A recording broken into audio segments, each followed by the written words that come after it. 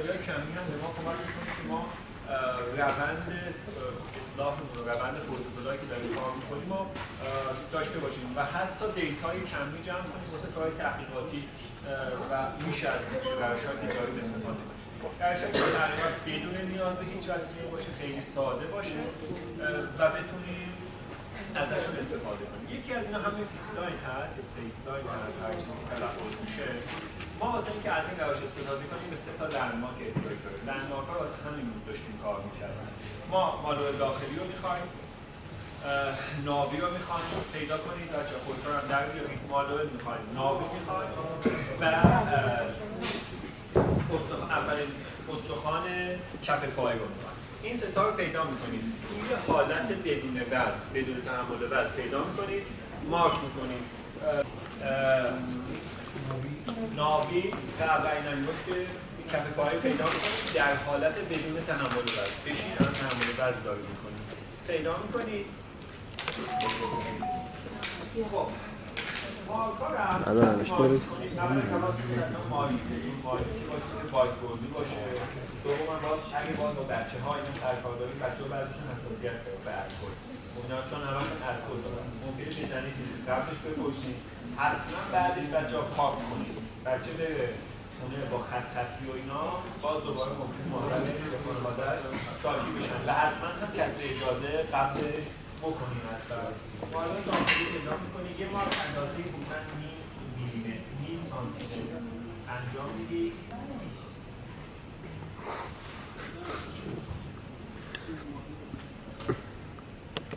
ناوی رو پیدا می‌کنید و سر استخوان حالا بدون تحمل وزن نشون بده.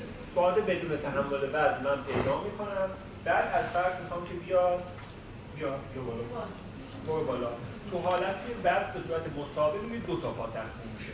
توی این حالت خب حالا بدون تحمل وزنشو می‌بینید. قاعدتاً وقتی ما تحمل وزن می‌کنیم قوستون براتون قوس شبه پا یه مقدار میاد پایین.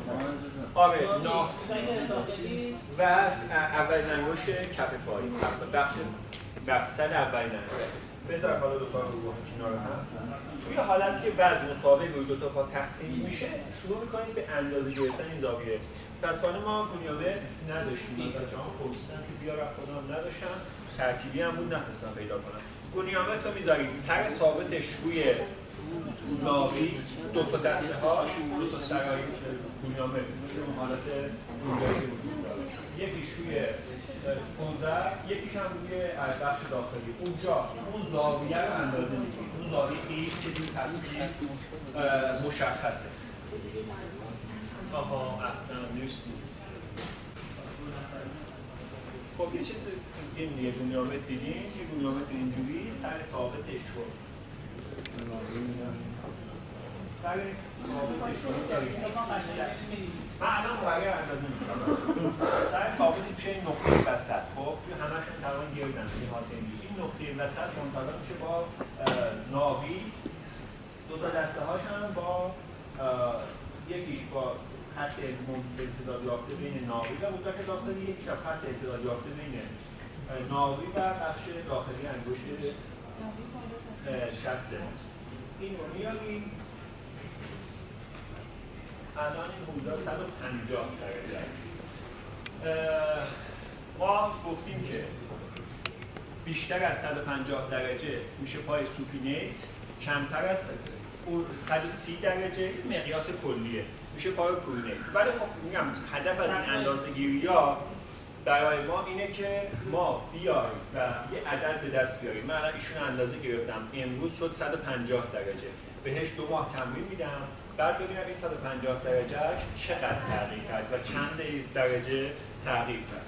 اینو میدم 2 به 2 اون چست کاغذ ناویکولا رو همین انجام میده. هم میگم همه رو خب کی میخواد انجام بده؟ تو چون چیز بودی اول انجام بده بیا مایک هم برداریم.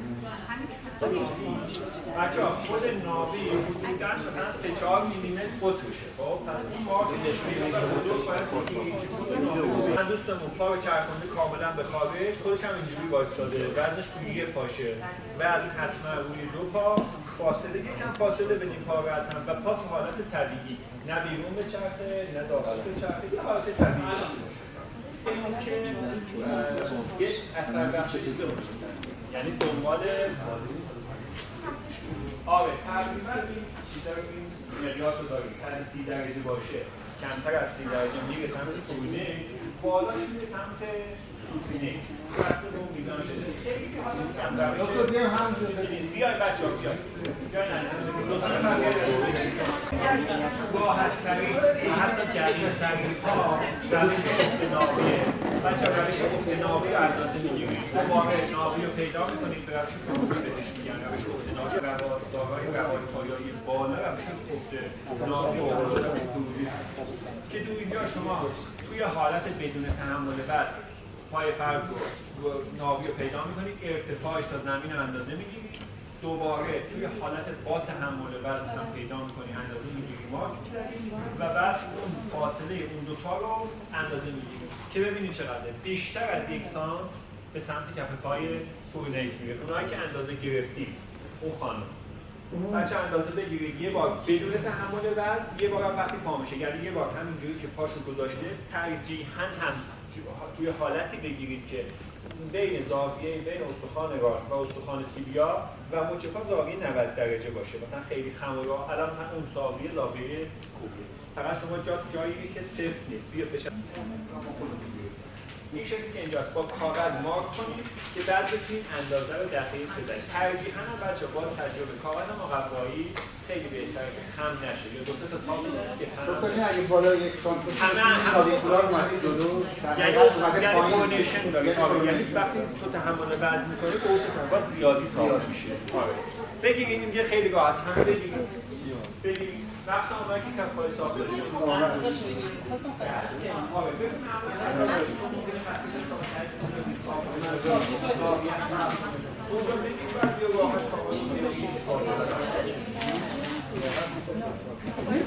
بچه ها بگیرین اندازه بگیرین ببینید چیه. خب نه شما نمیتونید خودتون بگیرید باید ایشون الان برید به من رو اول که حالت اول بدون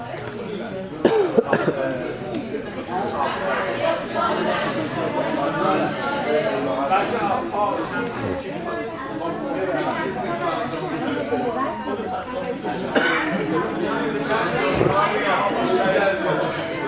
یه صفحه‌ای که ترجیحاً صیقلی باشه، حالت پلاستیکی باشه، حالا نداری مجبور نیست. ترجیحاً هم صفر باشه ولی این صفر نیست. سطح رو ترجیحاً هم ارتفاع نداشته باشه چون شما تو همه اینها میخواید فرد گیت معمول خودش رو داشته باشه. چرا این روش ارزشمندن؟ چون گیت فرد رو تو حالت گیت میگیره، یعنی شما تو حالت تحمل وزن میخواید از فرد دیتا بگیرید. شما فرد میاد داره یه کار مثل پیاده روی رو انجام میده، میاد معمولا هم همه روش‌هاش اینجوریه، از چند عقب‌تر شروع به راه رفتن میکنه، به فرد میگه عادی راه برو، بیا پاتو بذار روی این خودی که شما پاشیدین و رد میشه و میره. چی؟ اینا خب اون روش‌های سخت این خودش مثلا همین پودر بچه خودش دورگیر کننده هم هست، یعنی هیچ ضرری هم نداره. با کاغذ و پای خیس هم میشه. با پای خیس هم میشه، با خاک هم میشه، با هر چیزی که سخت کنه اثر کارش. پاش عرق داره. عرق زیاد میکنه، اعتراف کنه بیاد.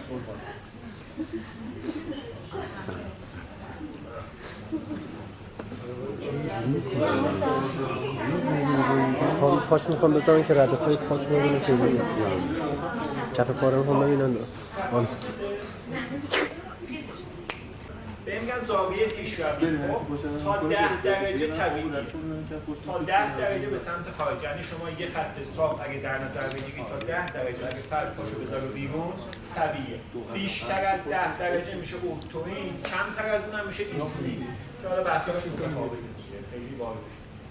ولی معمولا تو بچه‌ها که فونیت هستن ما اوتوین رو داریم.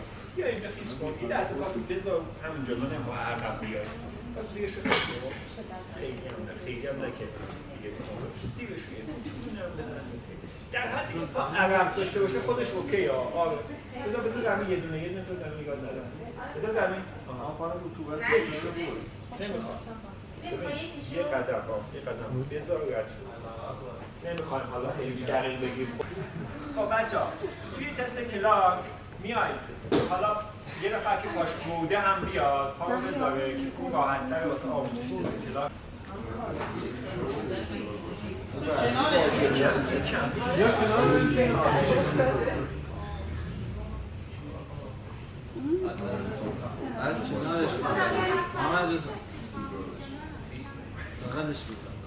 بزن بغلش. مثلا این روش پایایی داره؟ آره خیلی خوب هم پایایی. این میخواد نرم بودنش یه مقدار سفت نیست. آره بوسه رو ما داریم. بوسه که ما میخوام یه خط صاف بین بخش خارجی داخلی پنجره و بخش داخلی پاشنه، خطی که این دوتا رو به هم متصل میکنه رو میگیرید. یه خط فرضی هم مماس با بخش جلویی اثر پا اون رو میگیرید. زاویه بین این دوتا رو اندازه میگیرید. بخش داخلی رو به بخش خارجی پاشنه با یه خط نمیفته متاسفانه. من چون اینو دارم من همینو با من خط استفاده میکنم. فرض کنید من این خط رو گرفتم. خب یه دونش میشه یه ضلع این میشه خطی که واصل بین بخش جلویی داخلی و جلویی پا، یک بخش هم میشه بخش داخلی پاشنه پا. یه خط یه ضلع دیگه این گونیامتر هم میشه اون زاویه‌ای که مماس بر بخش جلویی پا که موربه. زاویه رو اندازه میگیرم. این با احتیاط میارمش بالا تا ببینم چنده. الان 24 درجه است. یه مقیاس هم واسه کلاک داریم. الان میام بذارید اینو بزنم رو مقیاس کلاک هم. ما الان 22 درجه بیشتر تا سوپرنیتر. دکتر رو دستگاه هم که این کارو میکنم با همین تست کلاک که با زاویه بونیا رو همینطوری میزنن، یکی به صورت عمودی یکی هم به صورت افقی میزنن. روش‌های دیگه‌ای هم هست. روش‌های دیگه یه شاخص استایلی هم داریم.